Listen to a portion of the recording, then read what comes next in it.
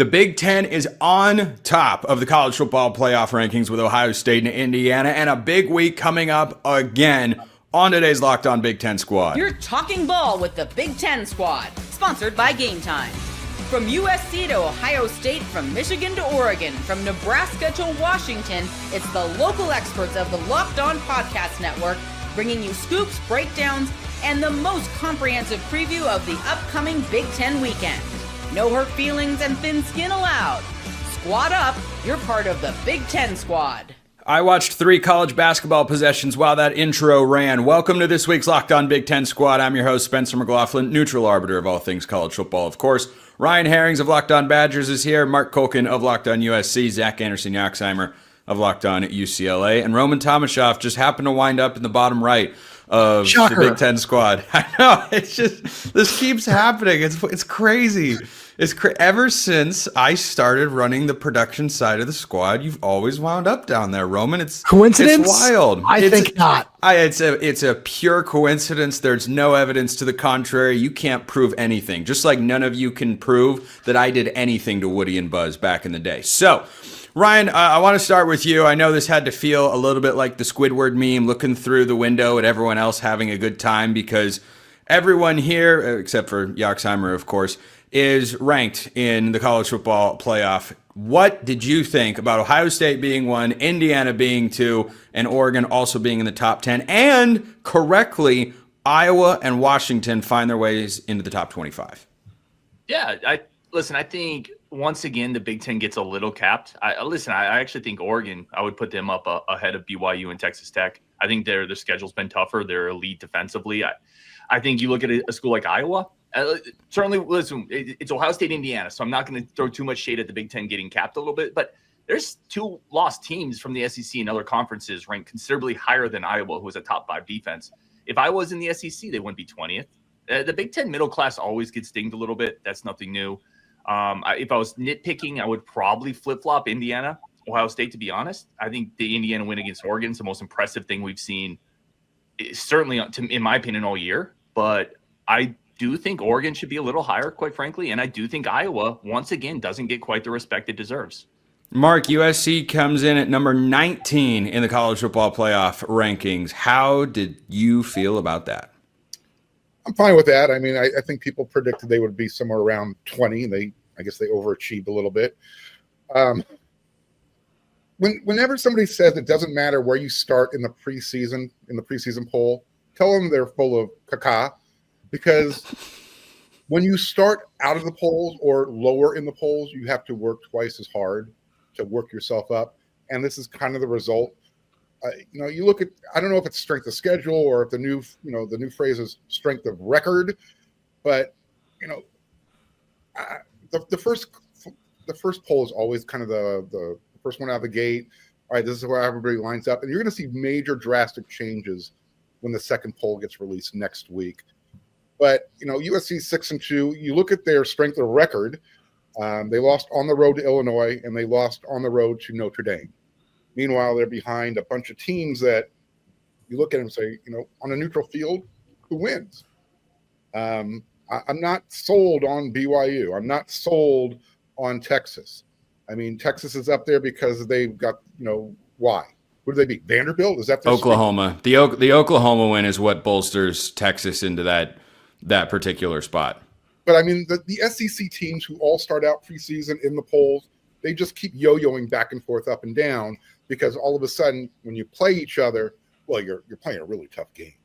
That same benefit of the doubt doesn't seem to translate across other conferences. Yeah, I think there is some truth to that. I think it's better to be the Big Ten than the ACC, because holy smokes, did they get absolutely railed by the committee. And I do kind of understand it, because the ACC in the non-conference slate was flat out horrible. They were decidedly 4th of the Power 4 leagues. I think that was reflected in the rankings. Zach, you're not allowed to talk about basketball. I forbid you from doing it. I mean, you might not even want to after whatever happened in the first effort for the Bruins this year. But what stood out to you when you saw the first iteration of the 12-team playoff rankings? I was kind of shocked Oregon was number 9. Obviously, I don't understand why Notre Dame gets so much love for 2 losses and a win at home versus USC. Sorry, Mark. But, like, why is Notre Dame number 10? Why is Texas number 11? I think the ACC is hated on a little too much. And why does Notre Dame get a cakewalk? Last year, they got a cakewalk for what? 1 loss early. That was horrible to get into the playoff. This year, they're allowed 2 losses to get into the playoff. I don't understand why Arch Manning and the Longhorns and Notre Dame Fighting Irish are just easily in there at the bottom with 2 losses. I think we could throw in a 1-loss ACC team before we get a 2-loss Notre Dame team. Well, and Notre Dame also mostly plays the ACC, and they're up there with 2 losses. But as Mark pointed out, preseason ranking and brand bias can absolutely play a factor here because, as we talked about earlier in this segment, Roman, when a Big Ten team beats a ranked Big Ten team, there's no automatic guarantee you go right into the rankings. In the SEC, that is seemingly always the case. Tennessee is still ranked out there, which I don't necessarily object to. I think it's just a little bit inconsistent at times. But Washington, I'm glad that they're in there. They should be. I'm glad Iowa is in there. But the best example of what we're talking about was Washington, that beat a ranked Illinois team by 17. And then the AP voters were like, yeah, okay. You're both unranked now. Like, what are we doing here? Well, first of all, clearly they did something amazing during their bye week that actually just finally vaults them into the AP poll for the first time this season. Undefeated on bye week. Yeah, exactly. But on top of that, Spencer, I'm glad you mentioned Tennessee because I'm sitting here watching the rankings. I saw them pop up at 25th, and I took a huge sigh of relief because that's all I needed to know to see that Washington would find their way into the top 25 and that they were going to do something to get this right. I do agree that the ACC might have gotten shafted a little bit. I'm curious about Texas Tech. I don't necessarily know if they're underrated or if they were just dealing with injuries at quarterback and everything a little bit earlier on. That defensive line, I think they can compete with anybody. But I look at just where these, to kind of go back to what Mark was saying about the middle tier Big Ten teams getting shafted a little bit. I feel like this is all going to work itself out where Vanderbilt is one of the teams, for example, where I feel like they're going to drop another game or two. And all of these things where, we see 4 Big Ten teams in the bottom, 6, 7 spots in the rankings right now. These things are all going to work themselves out over the next couple of weeks. And for Washington, where the next 3 games are Wisconsin, Purdue, UCLA, if you just find a way to keep winning, I think everything will be fine. Ryan, we can talk about basketball if you want to. I'm happy to talk about Hannes Steinbach, best player in the country. Can we? No, not during. I love college basketball. I do, but it's still football season, Ryan. I'm sorry to see. You can play spoiler. Could we? I mean, you'll go on the field and have a chance to do it. Do we? There will be 2 teams on the field. That much is a fact. Roman's making my point. We've been averaging 74 passing yards a game, I think, in the month of October. We have 2. Iowa's astonished that that's allowed. We did score 7 on you. That felt like a monumental victory for us. But, I don't know who this you is. I am neutral arbiter of all things college football. Ryan, I'm not trying to pile on here, I swear. But as I was doing research ahead of our matchup this week, I saw that Wisconsin was averaging 5.4 points per game in conference play, and I legitimately thought that was false. I knew it was bad. I didn't think it was that bad. I thought spooky season was over. It's gone up recently because there were 7 points against Oregon. Hey, in the Oregon camp, I can tell you there were some, myself included, that were at least a little disappointed that a touchdown was surrendered in that game. Now, admittedly, it was on this floating duck pun intended, this floating duck as the quarterback was getting drilled as he threw, and then somehow it was caught inside the 5. But it happened. The play got made. You gotta give him credit for that. But yeah, the 5.4. See, when you say 5.4, you think you're about to say yards per play and be like, oh well, that's not so bad.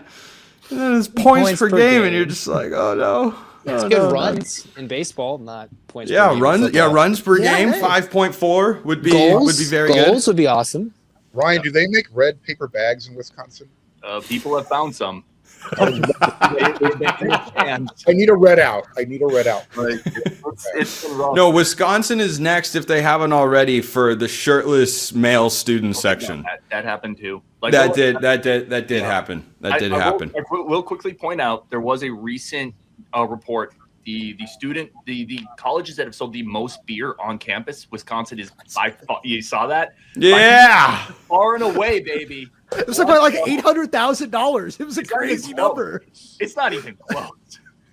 So Yeah, that's what Wisconsin is leading the charge. You know, they are the bad. They're that scene in the Benchwarmers when Clark is there picking his nose.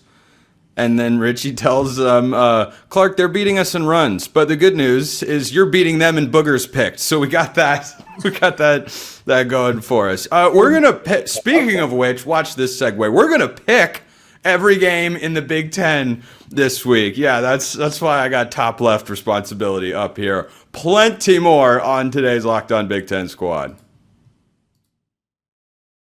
First, this episode brought to you by Supply House. When the opening whistle blows on a new repair, get your crew moving forward with Supply House. Order today and see parts on your doorstep tomorrow. Over 280,000 plumbing, HVAC, and electrical items from the most trusted brands in the business. Their real-time inventory and honest lead times keep you from punting projects, while their industry-leading customer service always has your blind side covered. If you need parts fast for a project, I mean really, really fast, Supply House has next-day delivery. You talk about a game changer, Supply House has got that feature. Join the free Trade Master program today and score serious perks like priority shipping, lower prices, and a dedicated support line. Visit supplyhouse.com to sign up for free and use promo code SHCollege5 for 5% off your first order. That's supplyhouse.com. Real people, real service. All right, Ryan couldn't take it anymore. He did the too much football talk. He couldn't take it. Let's get to our picks, starting with the first Big Ten game that we will see. It's on a Friday this week. Mark, does that make it any more dangerous when USC battles Northwestern, Trojans favored by about 2 touchdowns? No, it's just going to be a low-energy game. I mean, Northwestern is low energy. They might be the most boring team in college football, but, you know, they've got 5 wins, Ryan, so maybe is good. I was also going to say Herring's is right there, Mark. It was a subtle dig. I'm sorry, Ryan. I liked it. all good. Look, USC's coming back off a short week. They played that game in Nebraska, blackout, you know, great environment. I don't know if there's going to be a drop-off in that type of environment at the Coliseum on a Friday night in LA, 6 p.m. You know, last year USC hosted Rutgers. They beat them. They said there was 63,000 there. Meanwhile, the Dodgers were playing a World Series game down the street that night. I doubt there was really 63,000 in the stadium. World Series is over now, so we'll see. Maybe all those Dodger fans, now they don't have to flip a coin. They'll show up. USC, as long as they stop the run, which is basically what Northwestern does, and they do it really well, they're not going to have a chance to score more than field goals. So I do think USC wins this game. They cover the spread. It'll be boring, but it is what it is. I'll take 7-2 in boring any day of the week. Right, Ryan? I'd take that. Speaking of... By the way, can you use that beer money to buy out the head coach? Is that part of the So we do get NIL off of our varsity ale. So for any visiting fans that may be coming to Madison, if you want to help us out a little bit, a couple varsity ales will go a long way. Varsity ale. Washington fans, you heard what he said. Yeah, drink, please. I'm sure there are plenty of Husky fans that would love to take him up on that offer. Like, you know what? We will help a charitable cause. We were talking about not full stadiums, and Zach, for some reason, I felt like we needed to bring you into the conversation. USC and Northwestern, what do you think? I mean, Mark, if Northwestern beats USC, you're going to dump a bucket of water on your head? You're willing to make that? You're going to see a lot more than that. I mean, Northwestern's better than I certainly gave them credit for. I still think UCLA, now having seen how they played, should have beat them weeks back. USC at home, short week, should take care of Northwestern, but I've already shortchanged them before. I'll still stick with the Trojans. Roman, you see a shocker in Los Angeles on Friday? Nope. I think that Yeah, I love that Mark just went out and called them the most boring team, especially with, Ryan right here. But I think that it is somewhat of a toss-up. I just have not been impressed by Washington Northwestern offensively. At least the defense is really solid, but I don't think that they have what it takes to hang with USC's offense. Given Oregon's ranking in the top 10, I think it's pretty clear the committee loves Northwestern. Loves Northwestern, because arguably, we can have a separate conversation about the Penn State game. Northwestern might be Oregon's best win right now. If you looked at if you don't take the Penn State game as it was going into it, then it's probably Northwestern, which is kind of a wild thing to say. But Ryan, you may pick USC and Northwestern. If you are so inclined to pull the upset, this is your opportunity to state it. Yeah, give me USC, but I think Northwestern covers. Northwestern has this incredible innate ability to go to places and just put them to sleep. They're like warlocks. They just go in and they just like all the energy. They're the mentors. They just suck it all out, and you're just like, ugh, this stinks. I think they can do that. Short week for USC. Nothing's going to be exciting about playing Northwestern. They're 118th in the country in passing offense, but they'll run the ball a lot. They'll kill clock. Like nobody cares in the stands if you're playing Northwestern. So I could see 23-14, like a 10-point USC win. So give me Northwestern to cover, but I think USC takes care of business. I don't worry about warlocks after Halloween. That's all I'm saying. That's probably the wrong. Hold on. There are a million tigers and wildcats and bears, and nobody is the warlocks. Should that be Northwestern's new mascot?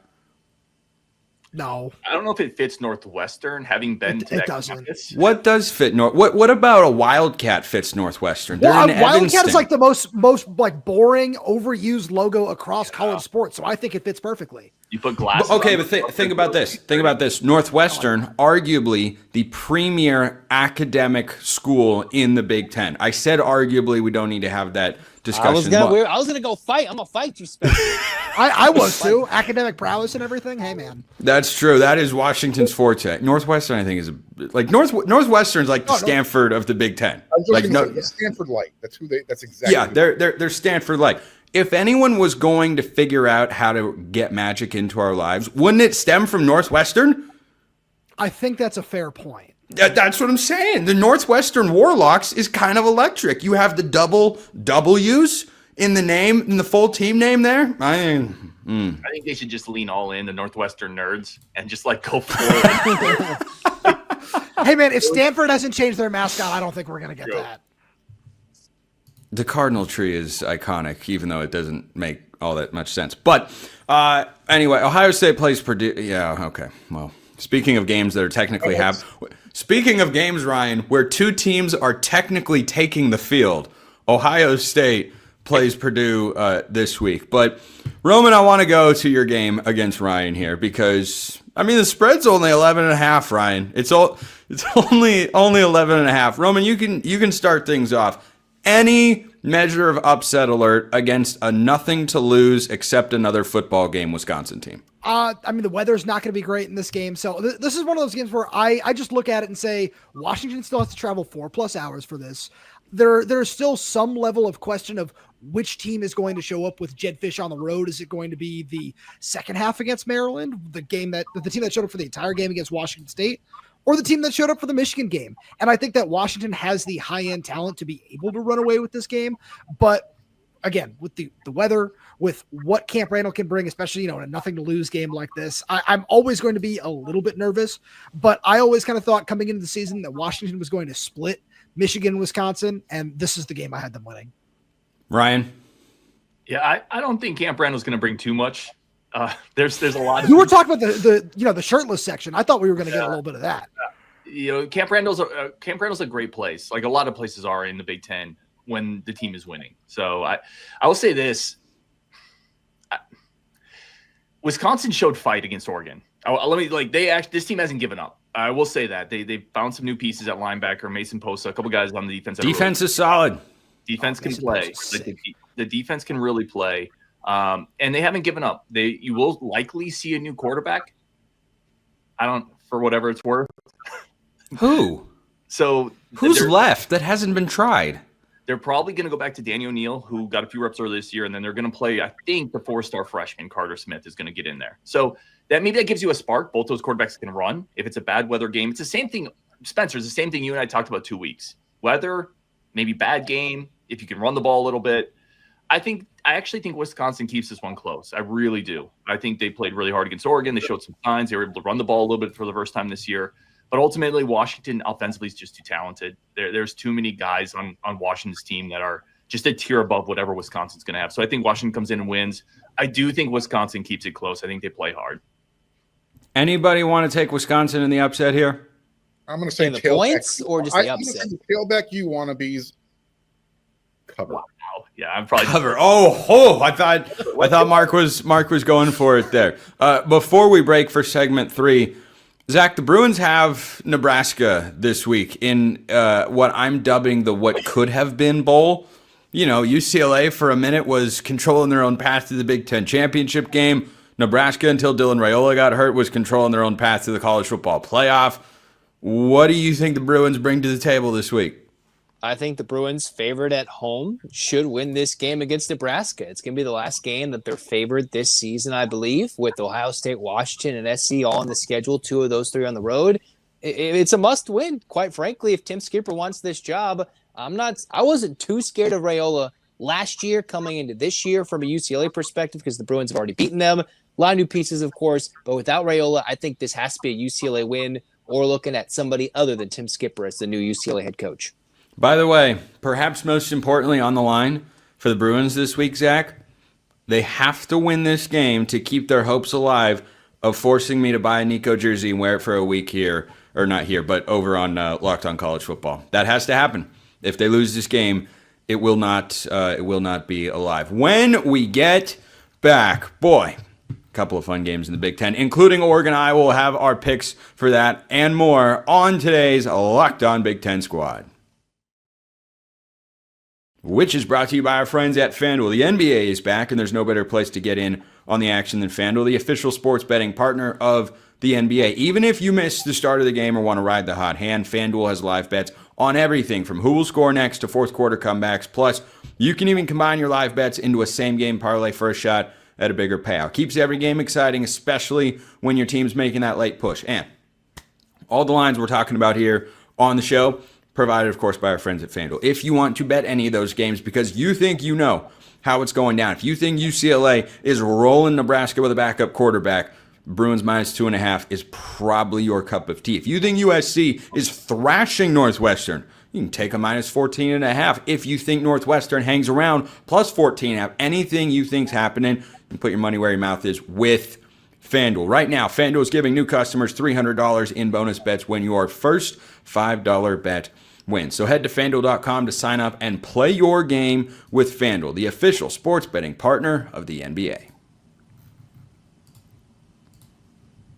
All right, let's pick. Do we want to do Oregon, Iowa first or last in this segment? Not at all. Not at all. Okay. I say we go last just to make Spencer wait. Last, just to make it sweat. Okay, that's perfectly fine. Indiana, Penn State. Remember when this game was going to be fun? Penn State showed fight for a half at Ohio State last week, and then the Buckeyes realized, wait a minute, we're a much better football team. Ryan, can Indiana get any sort of scare in Happy Valley in what I don't imagine will feature too much Mo Bamba?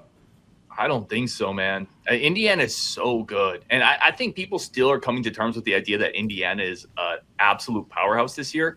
If Indiana's resume was put on any SEC school, they would be on the cover of every magazine, on everything. Like, this wouldn't even be a topic. They'd be number one in the playoff rankings. I think Indiana's going to crush them because Cignetti has a chip on his shoulder, and he's going to always have a chip on his shoulder. Give me Indiana by whatever.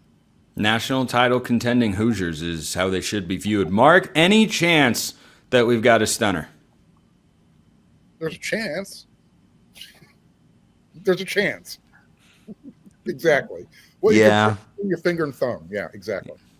Yeah, that sounds about right. Zach or Roman, either one of you guys think that this even gets interesting? I'm shocked that the line is 15.5 Indiana or whatever. It might be 16.5, whatever you're on the road. I still think they're going to win this game by 30 points. I'd be shocked if they do anything less. crazy. Now for a really fun one before we get to Oregon, Iowa. Somebody's getting their second Big Ten week win this week. It is either going to be Maryland or it is going to be Rutgers. Ryan, this is the smallest point spread in the Big Ten this week. Make your pick. Terrapins or the Scarlet Knights? Give me the birthplace of college football. They're at home. This is not going to be pretty football, but hey, I've seen that all year for me, so whatever. Let's go Rutgers at home, squeaks it out. Ryan just educated so many people and caused so many Google searches about the birthplace of college football. Mark, the Turtles or the guys with the swords? The Scarlet Knights, was that the name you were looking for? Yeah, well, I was trying to think of a witty retort to describe their mascot, and I didn't come up with a good one. There isn't one. I agree with what Ryan said. It's in Piscataway, so let's just go with the home team. Zach? I'm going to go with Maryland. Mike Locksley gets a November win for Maryland. Those are sometimes hard to come by, and I think Maryland gets a road Big Ten dub. That defense going to step up, get a pick 6 or 2. I'm with Yaxheimer on this one. I think the Terrapins, I like Malik Washington to be the difference. Roman, what do you think? You've seen both teams this year. I was going to say, I think I'm the only guy in this chat that's had to watch both teams this year. Am I? Had to, gotten to. Enjoyed. You know what? Enjoyed. Gotten to. No, definitely not enjoyed, especially the Maryland game. I was horrified. But the difference maker, Spencer, I don't think it's going to be Malik Washington. I think it's going to be Maryland's freshman edge rushers, Zahir Mathis and Sidney Stewart. This Rutgers offensive line is not good. And I think Anthony Kalik-Man has been awesome. He's got a great trio of receivers. I don't really like either defense in this game in the secondary very much, but I think these pass rushers are going to make a huge impact on this game. Give me Maryland.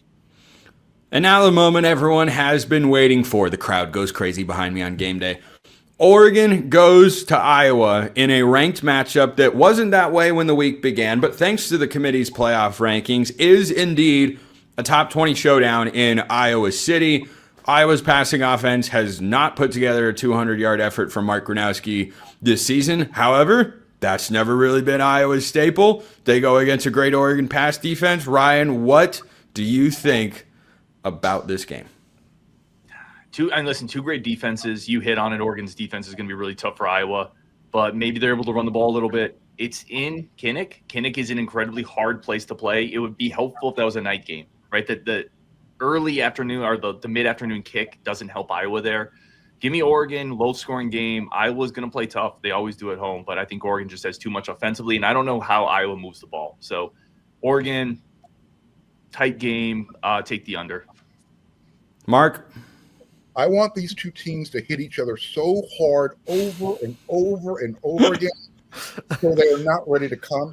USC hosts Iowa the week after this game, and then they got to go up to Eugene. So I want you guys bruised, bloodied, battered. I want this to be an old-school Big Ten conference football game. That's what I'm looking for. Did you have a pick on who you think is going to win the game? Less who wins. As long as USC beats both of these teams, that helps their resume. That's all I care about. Okay. Mark doesn't want to satisfy you because I know you want to hear Oregon's name. I'm going to go with that. I'm good either way. I'm good either. I was about to say Mark is calling the game, so he's not making a pick. Iowa will win. It's going to be a walk-off field goal to win. Zach? Iowa to cover. Oregon wins. Oh, that was a nice little switcheroo. Roman, go right ahead. Yeah, Iowa. Give me Iowa. I think that both these defenses are really solid. I think that Iowa can find a way to move the ball a little bit here and a little bit there. We've been shocked by them once or twice already this season. I hear they even scored 30 points in a game. I think they've done it a couple times. They did it against me. Yeah, I was going to say that's why I wanted to throw that out there. But I do like the under, like Ryan said. Yeah, give me Iowa. There's no way I can pick the other team. Roman, you do realize that it is in Washington's best interests for Oregon to win the game, right? That's not what I said. Okay, gotcha. Just making sure that you're aware of what Washington's best interest is. Always watching Oregon lose. That's it.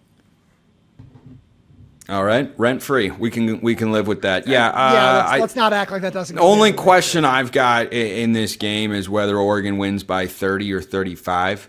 I think. No, I'm kidding. I think this is going to be a really really good test for Oregon's offense. I actually do, because Iowa's defense at home, off a bye, crowd should be popping. They're ranked inside the top 20. A lot to play for, control their own path to make the playoff. But the Oregon's offense has had some high highs and some lowish lows this year. I don't think Iowa's offense can do enough against the Oregon defense. I'll take the Ducks to win 24-13 over the Hawkeyes. Where are Goins and Trent Condon to fight when you need them? But alas, that is how the cookie crumbles. Ryan Herring's locked on Badgers. Mark Colkin locked on USC. Zach Anderson Yoxheimer locked on UCLA. Roman Tomashoff locked on Huskies. I'm Spencer McLaughlin, neutral arbiter of all things college football, of course. That is it for this week's Locked On Big Ten Squad. We'll see you next time, and until then, hope you all have a wonderful rest of your day.